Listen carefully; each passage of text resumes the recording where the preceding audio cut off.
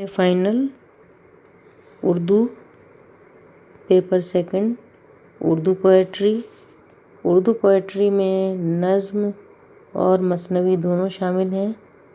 Unit first ہماری مثنوی کی تھی۔ یونٹ فرسٹ کو ہم پڑھ چکے ہیں۔ آج ہم یونٹ سیکنڈ پڑھیں گے۔ یونٹ سیکنڈ کا پہلا ٹاپک ہے مثنوی سحر البیان میر حسن کی لکھی ہوئی۔ مثنوی سحر البیان میر حسن کا لافانی کارنامہ ہے۔ میر حسن کے زمانے سے مقابلہ کیجیے تو آج کی دنیا کتنی بدلی ہوئی نظر آتی ہے۔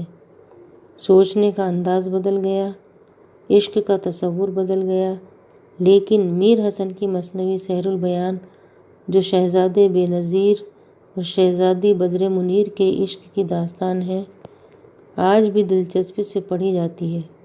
مولانا محمد حسین آزاد نے درست فرمایا ہے کہ زمانے نے اس کی سحر البیانی پر تمام شعراء اور تذکرہ نویسوں سے محضر شہادت لکھوایا۔ میر حسن 1737 میں پیدا ہوئے۔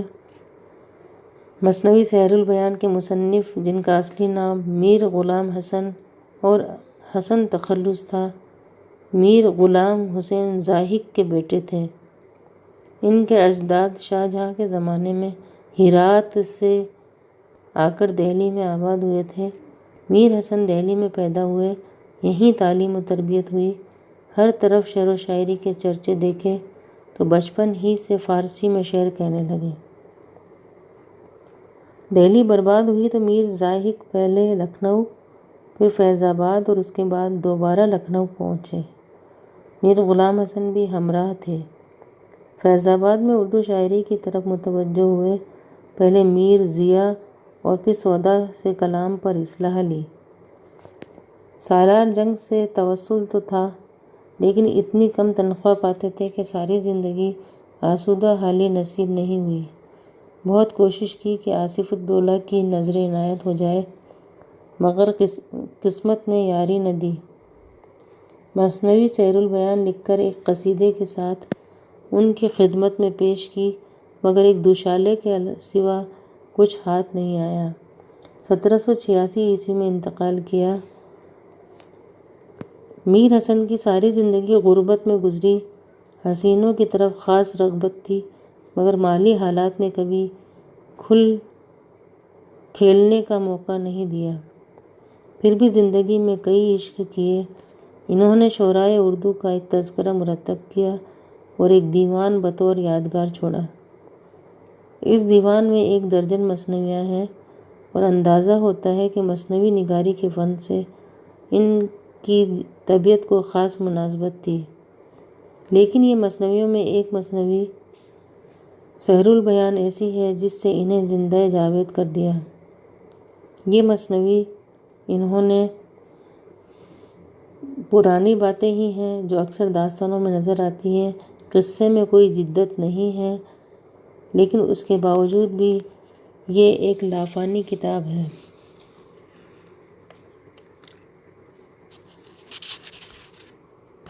مثنوی سحر البیان، جس نے قصے بے نظیر و بدر منیر کے نام سے بھی شہرت پائی ہے، میر حسن کا شاہکار ہے۔ میر شیر علی افسوس نے اس کے دیباچے میں بالکل سچ لکھا ہے کہ مثنوی سحر البیان اسم با مسمی ہے، کیونکہ اس کا ہر شعر اہل مذاق کے دلوں کو لبھانے کو موہنی منتر ہے، اور ہر داستان اس کی سحر سامری کا ایک دفتر، کیونکہ فصاحت اور بلاغت کا اس میں ایک دریا بہا ہے۔ یہی بات مصنف نے فخر کے ساتھ مثنوی کے ابتدائی شعروں میں کہی ہے: ذرا منصف و داد کی ہے یہ جا، ذرا منصف و داد کی ہے یہ جا، کہ دریا سخن کا دیا ہے بہا، کہ دریا سخن کا دیا ہے بہا، زبس عمر کی اس کہانی میں صرف، زبس عمر کی اس کہانی میں صرف، تب ایسے یہ موتی سے نکلے ہیں حرف، نئی طرز ہے اور نئی ہے زباں، نہیں مثنوی ہے یہ سحر البیاں، نئی طرز ہے اور نئی ہے زباں، نہیں مثنوی ہے یہ سحر البیاں۔ میر حسن کا دعویٰ درست ہے۔ محمد حسین آزاد نے میر حسن کی جادو بیانی کا اعتراف کرتے ہوئے آب حیات میں لکھا ہے کہ زمانے نے ان کی سحر البیانی پر تمام تذکرہ نویسوں سے محضر شہادت لکھوایا۔ مثنوی کا قصہ۔ اس مثنوی میں شہزادہ بے نظیر اور شہزادی بدر منیر کے عشق کی داستان بیان کی گئی ہے۔ اس عشق کی داستان کا خلاصہ یہ ہے کہ ایک بادشاہ تھا جس کے اولاد نہیں ہوتی تھی۔ نجومیوں نے حساب لگا کے یہ خوشخبری سنائی کہ بادشاہ کے چندرما جیسا بیٹا ہوگا، مگر 12ویں برس اسے خطرہ ہے۔ نجومیوں کی بات سچ نکلی۔ بادشاہ نے بیٹے کو دنیا کی نظروں سے چھپا کے رکھا، مگر حساب میں بھول چوک ہو گئی۔ 12 برس کی مدت پوری ہونے سے پہلے شہزادے کو کھلی چھت پر سونے کی اجازت دے دی گئی۔ ایک پری ماہ رخ کی شہزادے پر نظر پڑی، وہ شہزادے پر فریفتہ ہو گئی اور اسے لے اڑی۔ شہزادے کا پری سے دل نہ مل سکا۔ پری نے اسے دل بہلانے کے لیے ایک کل کا گھوڑا دیا۔ اتفاق سے گھوڑا ایک شام شہزادی بدر منیر کے باغ میں اتر گیا۔ شہزادہ شہزادی نے ایک دوسرے کو دیکھا اور دل دے بیٹھے۔ وزیر زادی نجم النساء کی تدبیر سے دونوں کی ملاقاتیں ہونے لگیں۔ ایک دیو نے ماہ رخ پری کو یہ خبر جا سنائی۔ اس نے شہزادے کو ایک کنویں میں قید کر دیا۔ آخر نجم النساء جوگن بن کے شہزادے کی تلاش میں نکلی۔ جنوں کے بادشاہ کے بیٹے فیروز شاہ کی مدد سے اس نے شہزادے کو ڈھونڈ نکالا۔ بے نظیر اور بدر منیر زندگی بھر کے رشتے کی ڈور میں بندھ گئے۔ نجم النساء کی شادی فیروز شاہ سے ہو گئی۔ یوں یہ کہانی اختتام کو پہنچی۔ مصنف کا دعویٰ ہے کہ مثنوی کی کہانی ان کی تباہ ہے، یعنی یہ قصہ ان کا اپنا وضع کیا ہوا بنایا ہوا ہے، لیکن یہ درست نہیں۔ قصے میں جتنی باتیں ہیں وہ الگ الگ دوسرے قصے، کہانیوں، داستانوں میں موجود ہیں۔ مصنف نے انہیں جوڑ کر ایک نئی داستان تیار کر دی، لیکن اس سے نہ میر حسن کا رتبہ گھٹتا ہے اور نہ اس مثنوی کا۔ اس کی اصل خوبی پیشکش میں ہے۔ تصویر کشی۔ سحر البیان کا ایک بہت بڑا کمال اس کی تصویر کشی ہے۔ میر حسن نے جس منظر اور جس حالت کا جہاں بھی نقشہ کھینچا ہے، تصویر کشی کا حق ادا کر دیا ہے۔ مولانا حالی مثنوی سحر البیان کی اس خوبی کا ذکر کرتے ہوئے لکھتے ہیں، غرض کہ جو کچھ اس مثنوی میں بیان کیا ہے اس کی آنکھوں کے سامنے تصویر کھینچ دی ہے، اور مسلمانوں کے اخیر دور میں سلاطین عمرہ کے یہاں جو حالتیں ایسے موقعوں پر گزرتی تھیں اور جو معاملات پیش آتے تھے، بعینیہ اس کا چربہ اتار دیا۔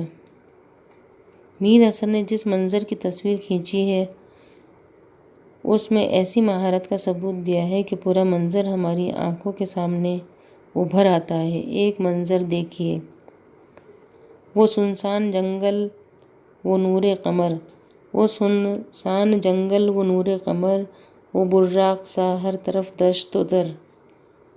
وہ سنسان جنگل وہ نور قمر، وہ براق سا ہر طرف دشت و در۔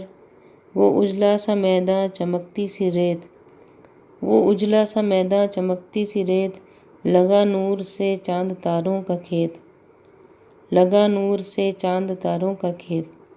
درختوں کے پتے چمکتے ہوئے، خس و خار سارے جھمکتے ہوئے، درختوں کے پتے چمکتے ہوئے، خس و خار سارے جھمکتے ہوئے، درختوں کے سائے سے ماہ کا ظہور، گرے جیسے چھلنی سے چھن چھن کے نور، درختوں کے سائے سے ماہ کا ظہور، گرے جیسے چھلنی سے چھن چھن کے نور۔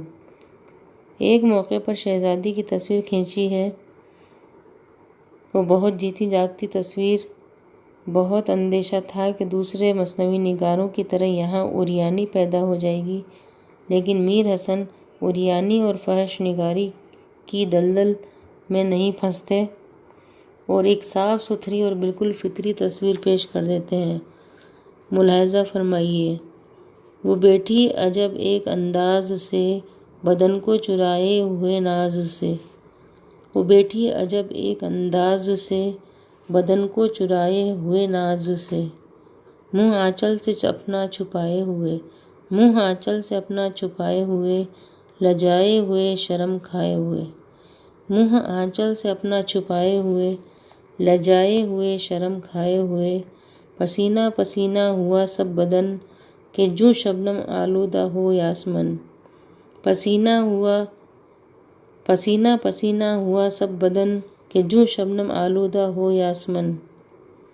میر حسن جب کوئی تصویر کھینچتے ہیں تو جزیات نگاری کی طرف خاص دھیان دیتے ہیں، مطلب یہ کہ کسی منظر یا کسی حالت کی تصویر اس طرح کھینچتے ہیں کہ اس کی چھوٹی سے چھوٹی چیز، معمولی سے معمولی تفصیل نظر انداز نہیں ہوتی اور مکمل تصویر اتر آتی ہے۔ اس کا سبب سب سے بڑا یہ ہے کہ ان کے زمانے کا لکھنؤ اور اس عہد کے ماحول، رہن سہن اور معاشرت کی تصویریں ہمارے ادب میں اس مثنوی کے ذریعے محفوظ ہو گئیں۔